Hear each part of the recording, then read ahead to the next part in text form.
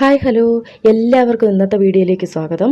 ഞാനിപ്പോൾ നിൽക്കുന്നത് തൃപ്പാപ്പൂർ ശ്രീ മഹാദേവർ ക്ഷേത്രത്തിൻ്റെ നടയിലാണ്. മീനരോഹിണി മഹോത്സവമാണ് ഇവിടെ നടക്കുന്നത്. ഇന്ന് 8ാം ദിവസം തൃപ്പാപ്പൂരപ്പന് പാൽപ്പായസ പൊങ്കാലയാണിന്ന്. ഇതാണ് ക്ഷേത്രം. ഇത് ശിവക്ഷേത്രമാണ്. ഇതിന് നേരെ ഓപ്പോസിറ്റ് തന്നെ മഹാവിഷ്ണു ക്ഷേത്രവും ഉണ്ട്. ഇന്നിവിടെ പൊങ്കാല അർപ്പിക്കാൻ ഒരുപാട് ആൾക്കാർ വന്നിട്ടുണ്ട്. എനിക്കിന്ന് പൊങ്കാലയില്ല. ഞാൻ പൊങ്കാല കാണാൻ വേണ്ടി ഇവിടെ എത്തിയതാണ്. എല്ലാവരും പൊങ്കാലയ്ക്ക് വേണ്ടി അടുപ്പൊക്കെ കൂട്ടി പാത്രങ്ങളൊക്കെ വെച്ച് കൊതുമ്പും ചൂട്ടുമൊക്കെ ആയിട്ട് നിൽക്കുകയാണ്. പൊങ്കാലയ്ക്ക് സമയമായി വരുന്നതേ ഉള്ളൂ.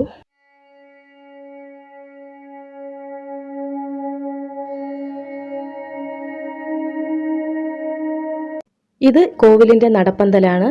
ആളുകളെല്ലാം പൊങ്കാലയ്ക്ക് വന്നവരാണ്. ഇത് ശിവക്ഷേത്രമാണ്. ഇതിൻ്റെ നേരെ ഓപ്പോസിറ്റാണ് മഹാവിഷ്ണു ക്ഷേത്രം. അവിടെയാണ് പൊങ്കാലയ്ക്കുള്ള ഭണ്ഡാര അടുപ്പ് കൂട്ടിയിരിക്കുന്നത്.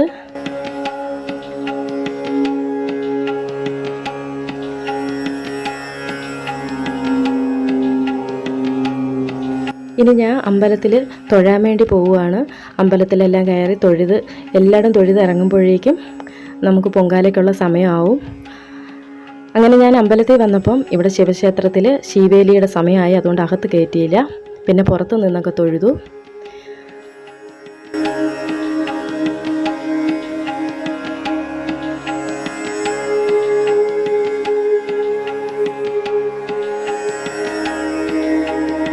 ഇതിന് വെളിയിലായി ഗണപതി, നാഗരാജാവ്, ശ്രീ ശാസ്താവ് ഇവരെല്ലാവരും ഉണ്ട്. അവിടെ എല്ലാം പോയി തൊഴുതു.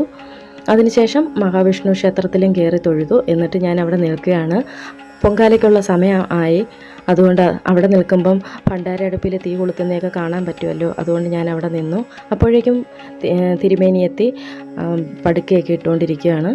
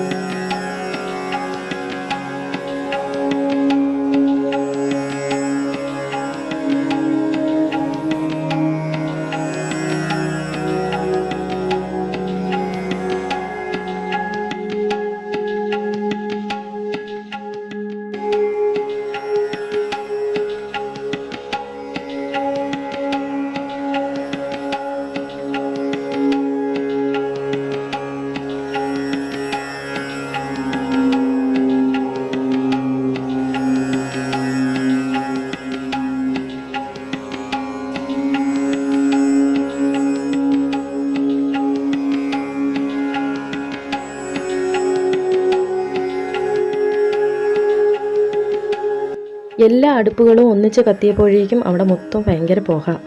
ഞാൻ നിന്നിരുന്നത് നമ്മുടെ വീടിൻ്റെ അടുത്തുള്ളൊരു വീട്ടിൽ ചേച്ചി അവിടെ പൊങ്കാലയ്ക്ക് ഉണ്ടായിരുന്നു. അവരുടെ കൂടാണ് ഞാൻ നിന്നത്. അപ്പോഴെനിക്ക് പൊങ്കാലയല്ല മറ്റുള്ളവർ ഇടുന്നതൊക്കെ എനിക്ക് കാണാനും പറ്റും. അതുകൊണ്ട് അവരുടെ കൂടാണ് ഞാൻ നിന്നത്. അവിടെ നിന്നപ്പോഴത്തേക്ക് ഭയങ്കര പുകയായിരുന്നു. കുറേ നേരമൊക്കെ അവിടെ നിന്നതിന് ശേഷം പിന്നീട് ഞാൻ നടപ്പന്തലിൽ പോയി അവിടെ കയറി ഇരുന്നു. അമ്പലക്കുളത്തിൻ്റെ സൈഡിലും പൊങ്കാലയുണ്ടായിരുന്നു. ആ നിൽക്കുന്നതൊക്കെ നമ്മുടെ വീടിൻ്റെ അടുത്തുനിന്ന് വന്നവരൊക്കെ തന്നെയാണ്.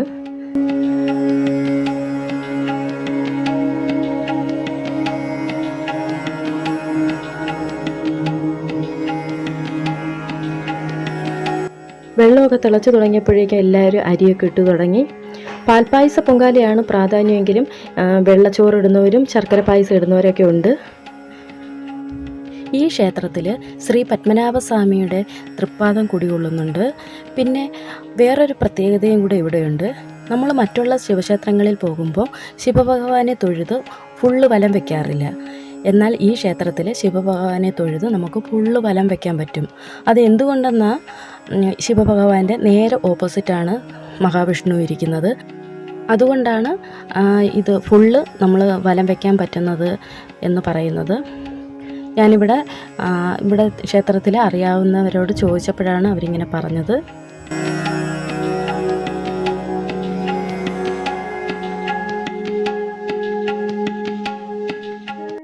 നടപ്പന്തലിലിരുന്ന് പൊങ്കാലയിടുന്നതൊക്കെ കണ്ടുകൊണ്ടിരിക്കുകയായിരുന്നു. അപ്പോഴാണ് അവിടെ NSSൻ്റെ ഒരു ഹരയോഗ ഹാളുണ്ട്, അവിടെ ലഘുഭക്ഷണ വിതരണം കണ്ടത്. അവിടെ മൈക്കിലൂടെ വിളിച്ചു പറയുകയും ചെയ്യുന്നുണ്ട്. അങ്ങനെ എൻ്റെ കൂടെ വേറൊരു ചേച്ചിയും കൊണ്ടുണ്ടായിരുന്നു. ഞങ്ങൾ രണ്ടുപേരും കൂടെ അങ്ങോട്ട് പോവുകയാണ്. അങ്ങനെ അവിടെ പോയി ഞങ്ങൾ വാങ്ങി.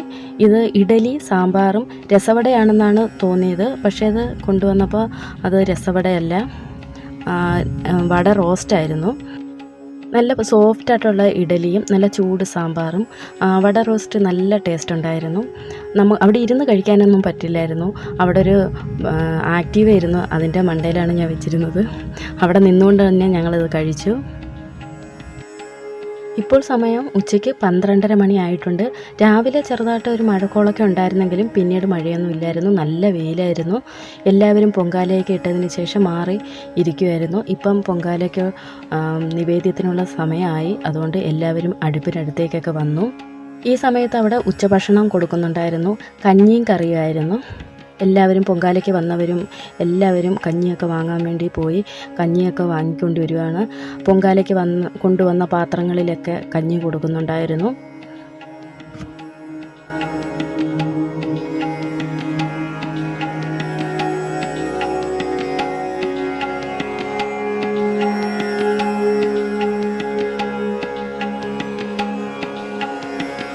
പന്ത്രണ്ടേ മുക്കാലൊക്കെ ആയപ്പോഴേക്കും നേദിക്കാനുള്ള പോറ്റി എത്തി. പൊങ്കാലകളെല്ലാം നേദിക്കാൻ തുടങ്ങി. 10 ദിവസത്തെ ഉത്സവമാണ് ഇവിടെ നടക്കുന്നത്. ഇന്ന് 8ാം ദിവസമാണ്. നാളെ പള്ളിവേട്ടയാണ്. നാളെ ഉച്ചയ്ക്ക് വേട്ടസദ്യയൊക്കെ ഉണ്ട് ഇവിടെ. പിറ്റേ ദിവസം ആറാട്ടാണ്. ശംഖുമുഖത്താണ് ആറാട്ട് നടക്കുന്നത്.